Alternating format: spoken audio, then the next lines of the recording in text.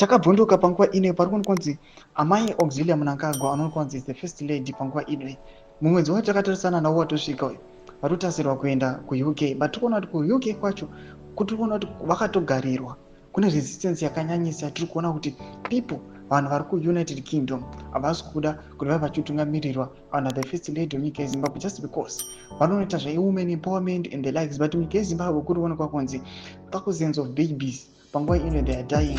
Tikuona kuti vasikana vazhinji vari kutizira nokuda kwezviitiko zvakasiyana siyana. Vamwe vari kutadza kupedza zvikoro nemamwe reasons. Sana pera masvika mudanyorwa panapa rembo subscribe or like on the bell icon. Tipinda panapa pa X tinoona maposta muri kuona nemaflyers akanzi let's stop Auxilia Mnangagwa from attending the Flair Summit. Tuna kuti pana panouya nyora vachiti Auxilia Mnangagwa wants to host a Flair Summit in UK on the 17th to 18th of August. That's insane. How come you want to come to United Kingdom and preach about women's innovation and leadership?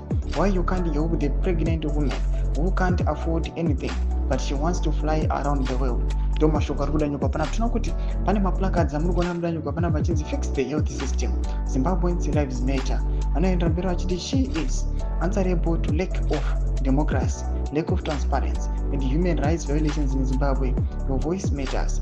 Imwe placard iri ichiti stop abductions, corruption, arbitrary arrest, maternal deaths. Mashoko ari kuda panguva ino tikuona kuti amai Auxilia Mnangagwa right now she has been blocked kuno attend the Flair Summit kuUnited Kingdom nokuda kwezviitiko zviri kuonekwa munyika yeZimbabwe.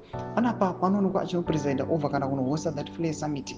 Vanhu vari kuti how come muna muchiti motivata kuti tiende kune mamwe mamember states edu tichinokurudzira kuti vanhu vave innovative, vaine leadership skills, but kune nyika kwavari kubva cheko they are not implementing the same.